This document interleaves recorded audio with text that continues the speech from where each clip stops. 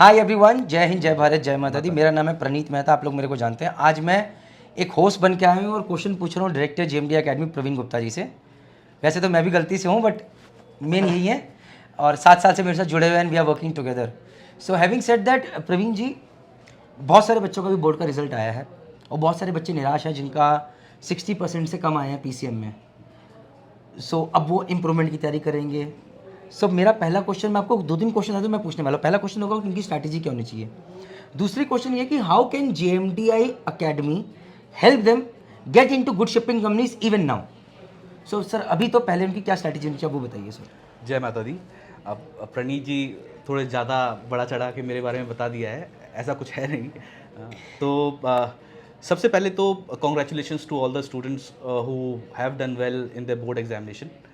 अब कुछ बच्चों को थोड़ा सा निराशा रही होगी, जिनके स्पेशली जो IMU एस्पिरेंट्स थे और जिनके 60% से कम नंबर आए हैं PCM में एग्रीगेट। तो उसमें दो कैटेगरी में मैं इन बच्चों को बांटता हूँ। पहली कैटेगरी जिनका शायद 2 सब्जेक्ट्स में अच्छे ठीक ठाक नंबर हैं, अबव 65 या अबव 60%, जैसे मान लीजिए फिजिक्स केमिस्ट्री मैथ्स है तो फिजिक्स और केमिस्ट्री में ठीक ठाक नंबर हैं पर मैथ्स में कम रह गए। तो उनके पास एक ऑप्शन ये है कि जुलाई में उनका इम्प्रूवमेंट का पेपर होना है। तो मेरी एक सिंसियर रिक्वेस्ट ये होगी कि आप अपना IMCT का पेपर ज़रूर दें, उसकी तैयारी करें 8 जून तक, और 8 जून को पेपर दें। और जुलाई में शायद इनका इम्प्रूवमेंट का पेपर होना है। 8 जून के बाद लग के मेहनत करें। अगर वो सिंगल पेपर जो दे सकते हैं उसके कारण कि अगर PCM में इम्प्रूवमेंट हो सकती है तो जुलाई तक लग के मेहनत करें। 15 जुलाई के आसपास शायद CBSE का एक इम्प्रूवमेंट का पेपर है और उसमें अच्छे नंबर लेकर आएँ। और PCM का एग्रीगेट अबव 60 या 65 या अबव 70 भी लेके आ सकते हैं तो लेकर आए वो। अब सेकंड कैटेगरी आती है वो बच्चे जिन्होंने या तो तीनों सब्जेक्ट में काम खराब कर लिया है या 2 सब्जेक्ट में काम खराब कर लिया है, जिनका एक सब्जेक्ट से काम होगा नहीं, जिनको शायद अगले साल ही जाके इम्प्रूवमेंट के पेपर देने पड़े। तो उनके लिए एक अच्छी अपॉर्चुनिटी ये है, जेएमडीआई एकेडमी इन बच्चों के लिए एक बैच रन करता है which is called improvement batch. हमने ये बैच 2 साल से हम लोग ये बैच चला रहे हैं। अनलकीली 2 साल पहले जब ये बैच हमने स्टार्ट किया था तो हम लोग भी शायद थोड़ा सा डिरेल हो गए थे, समझ नहीं पाए थे। उनको IMCT की भी प्रिपरेशन बहुत ज़्यादा करा रहे थे। अब जो उसमें एक बैलेंस होना चाहिए था वो उतना अच्छा नहीं था, तो उसमें हम लोग इतने सक्सेसफुल नहीं थे। वो सारी चीज़ें हमने पिछले साल अमेंड करी और इस बार हमारा रिजल्ट काफ़ी अच्छा रहा है। 75% रिजल्ट जो हमारा इम्प्रूवमेंट बैच का रहा है उसमें 75% बच्चे अबव 60% नंबर लेके आए हैं। तो उसमें से कुछ बच्चे हैं शायद हमारे पास 48 बच्चों का बैच था जिसमें 37 अबव 60% ले आए हैं। एंड इसमें से भी शायद 12 से 13 बच्चे ऐसे हैं जो कि अबव 75% लेकर आए हैं। कुछ बच्चे ऐसे हैं जो केमिस्ट्री में या किसी इंडिविजुअल सब्जेक्ट में अबव 90 भी स्कोर किया है। और इसके साथ साथ एक बेनिफिट ये था कि हम उनको थोड़ा जितना बैलेंस वे में हम लोग इनको IMCT की प्रिपरेशन करा सकते थे वो भी करा रहे थे। और they are still with us now, they are preparing full fledged way for IMCT, जो कि अभी ये एग्जाम भी देंगे। कुछ बच्चों ने शायद स्पॉन्सरशिप के एग्जाम भी दे दिए हैं और कुछ का रिजल्ट भी पॉजिटिव है। So this is the way it goes. But इसके साथ साथ मैं एक चीज़ कहना चाहूँगा कि हम कितनी भी मेहनत कर लें पर अनलेस बच्चा अगर मेहनत करने के लिए तैयार नहीं है तो बड़ी दिक्कत है, हम लोग उन बच्चों को एंटरटेन नहीं कर पाते हैं। इसलिए हम लोग ये बैच बड़ा ही छोटा और फोकस बनाते हैं ताकि हम जिस तरीके से बच्चे को चाहते हैं, बिना एब्सेंट हुए, रेगुलर क्लास अटेंड करते हुए, एक जान लगाते हुए, बच्चा मेहनत करते हुए ये बैच अगर अटेंड कर सकता है या वो मेहनत करने से कतराता नहीं है तो they are most welcome. And hopefully इस बार का रिजल्ट पिछली बार से भी और अच्छा रहेगा। Okay sir, I have got 3 questions. आपने पहला क्वेश्चन ये है, जोक्स अपार्ट, आपने बोला कि 2 साल पहले जब हम थे तो हम बड़े अनफॉर्चुनेट रहे। सर, हम अनफॉर्चुनेट थे, हम अनप्लान्ड थे? हम अनप्रिपेयर्ड थे। अनप्रिपेयर्ड थे। सो हम अनप्रिपेयर्ड थे, हम खुद मान रहे हैं।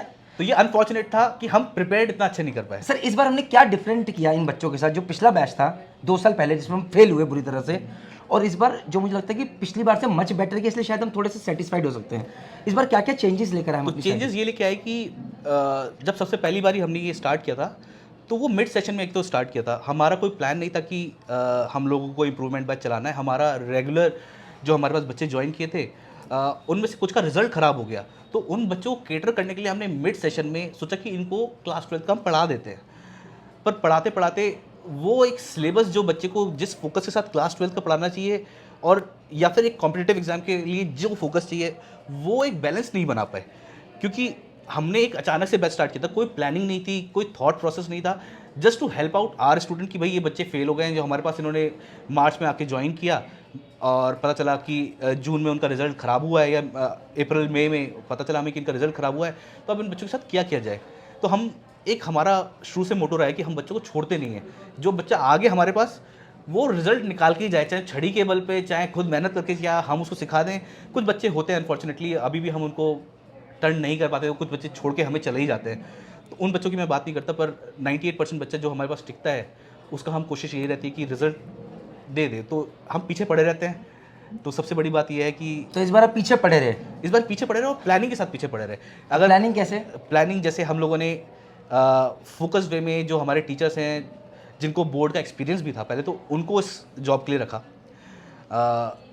फिज़िक्स में जो क्लासेस होनी है बोर्ड के हिसाब से स्टेप मार्किंग कैसे होनी है वो सारे स्टेप्स बताते हुए, वो सारी चीज़ें एक्सप्लेन करते हुए, जो कि एक एक्सपीरियंस बोर्ड टीचर आपको शायद बोर्ड की प्रिपरेशन के दौरान बताएगा। जैसे अगर कॉम्पिटिटिव एग्जाम में ultimate goal is whether you calculated mentally या फिर आप फिजिकली पेपर पे करो, but ultimate aim is to get the answer, चाहे वो आप स्ट्राइक आउट करके करो आंसर्स को या फिर आप प्रोसेस फॉलो करके करो। यहाँ पे बोर्ड में ऐसा नहीं है, बोर्ड में आपको स्टेप मार्किंग होती है, हर स्टेप का एक नंबर है, तो आपको पता होना चाहिए कि अगर आपने वो फॉलो नहीं किया तो हो सकता है आपको क्वेश्चन आता हो, उसको आंसर करना आता हो, 6 नंबर का क्वेश्चन है पर आप स्टेप्स फॉलो नहीं कर रहे, हो सकता है you and up getting 3 marks. But अगर आपको सारे स्टेप्स पता हैं तो ये 3 नंबर तब आए जब हमें आंसर भी निकालना आता था और सब चीज़ें आती थी, पर हम उसके स्टेप्स फॉलो नहीं कर पाए जो बोर्ड की रिक्वायरमेंट थी, तो हमें 3 नंबर मिले। पर अगर हम लोगों ने प्रॉपर प्रोसीजर, हमें पता है कि ये स्टेप आना है, इसका ये नंबर है, तो 6 की 6 ला सकते। सो मैं कहना चाहता हूँ कि इस बार जब आपने करा तो जैसे एक बोर्ड की कोचिंग होती है, बिल्कुल उसी तरह के आपने सैंपल टेस्ट पेपर्स भी करा और ये चीज़ भी करी। सैंपल टेस्ट भी कराए, टाइम टू टाइम उनके टेस्ट कंडक्ट किए, फुल टेस्ट हुआ और कई बार हुआ इनकी। उसमें भी अब क्या होता है कि एक नॉर्मल बच्चा है जो कि CBSE बोर्ड में अगर मैं कहूँ अगर एवरेज मार्क्स देखा जाए तो शायद 70% के आसपास होगा, 70-75% तक जो बच्चा नंबर लाता है वो एवरेज होता है। तो जो बच्चा बिलो 60% ला रहा है तो ऑलरेडी सब लोग उसको कैटेगराइज कर चुके हैं बिलो एवरेज या और थोड़ा नीचे की कैटेगरी। तो एक तो वो स्टिग्मा है लगा हुआ, स्टिग्मा लगा हुआ है। तो किस रीज़न से वो किया, तो पहले तो उनके माइंडसेट पे भी वर्क करना है so that they also believe that they can do it. फिर उसके साथ साथ एकेडमिक पे तो काम करना ही करना है। तो ये वो बात हुई कि एक कहावत है कि you can bring a horse to the water but you can't make him drink. तो यहाँ पे हमने हॉर्स को पानी पे भी लेके आए हैं और उसको पिलाया भी है, पी पानी पी, उसको पी पिलाया पानी भी पी। चलिए एक चीज़ और इसमें, सॉरी वीडियो लंबा होता जा रहा है but I have questions coming up.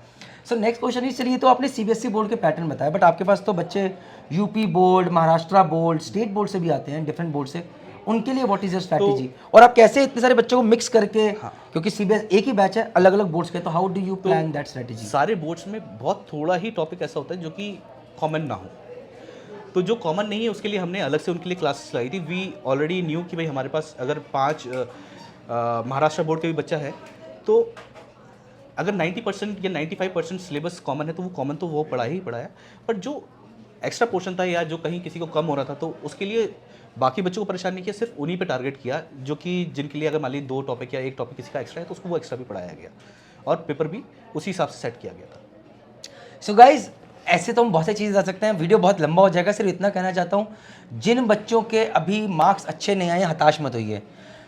अगर IMUCT का पेपर भरा है तो दीजिए ज़रूर, साथ में जुलाई में जो इंप्रूवमेंट का एग्जाम उसे दीजिए, क्या पता अच्छी रैंक आ जाए, और अगर फिर दिसंबर में कुछ चमत्कार कर सकते तो कीजिए। अगर आपको गाइडेंस चाहिए तो JMD एकेडमी डायरेक्टर यहाँ बैठे हैं। Having said that, second thing is, अगर आपको लोगों को लगता है कि यार अब तो मेरे पास कोई चांसेस है, नेक्स्ट ईयर बचा है, और अगर आपको लगता है कि आप खुद से कर सकते हैं, go ahead, but again I want to say कि बहुत सारे बच्चे हमारे पास बहुत लेट आए जिन्होंने पूरा साल अपना दे दिया, वही गलतियां करी जो उन्होंने पिछले साल करी थी, फिर नंबर नहीं आए, जय हिंद, जय भारत, जय माता दी, दिक्कत हो गई। सो अगर आपको लगता है कि this thing can work, you are always most welcome to come at JMD academy, even for guidance और for counselling as well, no worries, right sir? जय हिंद, जय हिंद, जय भारत, जय माता दी। जय माता दी।